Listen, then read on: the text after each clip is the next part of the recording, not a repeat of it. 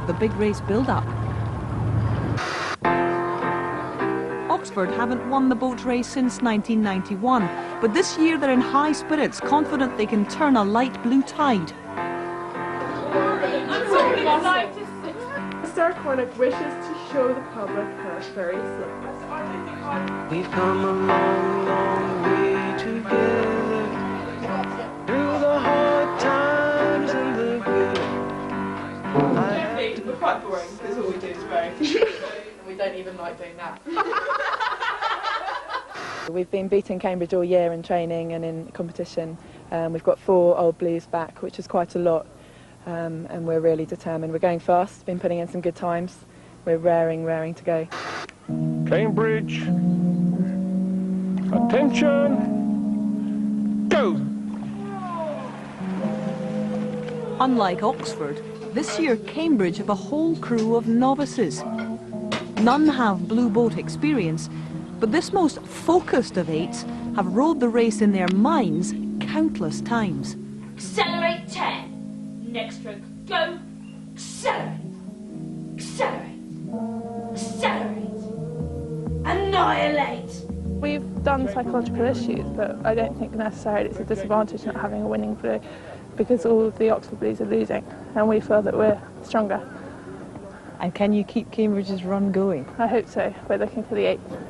The night before the race, and the Oxford crew really wish it was the next morning. Very worried and scared. Very excited. Very excited. 1991, it's been a long time. About don't you worry, little trophy, you're coming back home to Mummy for the millennium. At Cambridge HQ, it's quieter, and with coach Ron Needs, there's time for one last mental rehearsal. Attention, go! Draw. Draw. Sit up. Sit up. Reach out. Reach out. Reach out. Race day morning, and perhaps summing up the tension in both camps is one Joe Telford. I was so nervous this morning I put orange juice in my frosties. Conditions on race day are themselves a little stomach churning. It's choppy on the Royal Regatta course, and there's a strong tailwind blowing all the way along its 2,000 metres length to Temple Island. And the breeze is felt by the large crowds who've again turned up in force to line the towpath. It's the 54th running of the women's boat race, and it's umpired for the first time by Chris Drury. The dark blues on the left-hand Buckinghamshire station, Cambridge on the Berkshire. You can hear Rebecca Pollard, the Oxford Cox, urging on her 8. They're striking 42. But her opposite number, Jennifer Phillips, in the Cambridge boat, is determined not to be bullied. She's immediately warned for her steering. But crucially at this stage, Cambridge have a slight advantage over Oxford, a third of a length. This was not in the Dark Blues race plan. Claire Green and her crew had always imagined they would manufacture the more aggressive first 500. Cambridge have settled into a powerful smooth rhythm, striking 35.5. Oxford know they're falling behind. And hand, you're moving back on them now. Moving back. Lock it. Rebecca Pollard seems confident, but in reality Cambridge are comfortably 3/4 of a length up. Travelling past the main section of the crowd at the Remenham Club, it's Cambridge who are coping better in the choppy conditions. Their timing is spot on, and their cox Jennifer Phillips is revelling in their apparent superiority.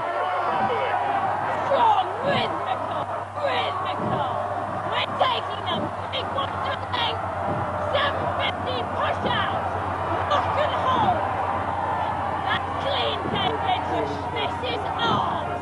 It's beginning to look like it could be Cambridge again. They move a length in front, but Oxford aren't finished. And from the 1,000 metres point, the Dark Blues work very hard. Cox Rebecca Pollard orders another big push.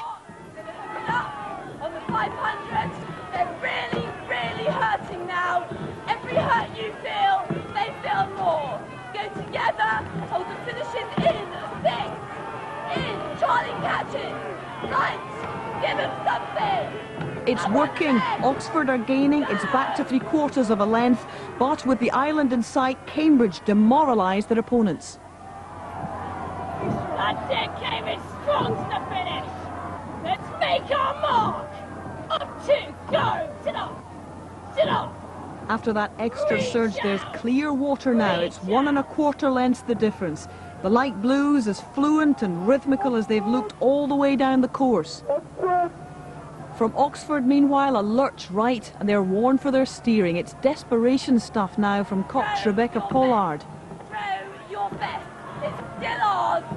It's still ours. You've got nothing to lose now. Drive there. Drive there. Take it away now. Everything. Go. Move it. But it's too late for the dark blues, and Cambridge know it. Onto the island. Up two. Go. Sit up.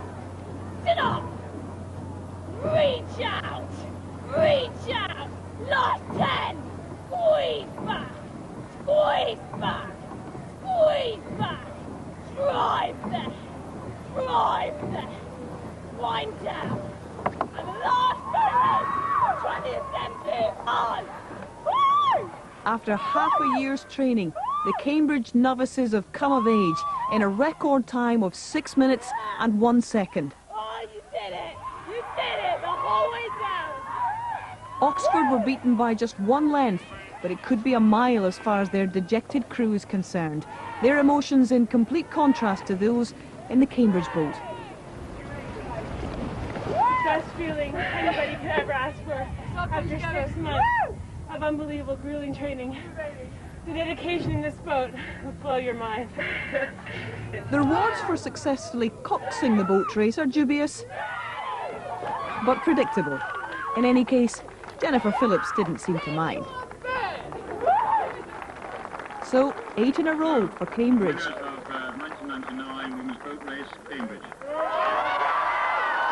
As they celebrate, for Oxford there's the hope of a new start in the new millennium. But for both crews, winners and losers,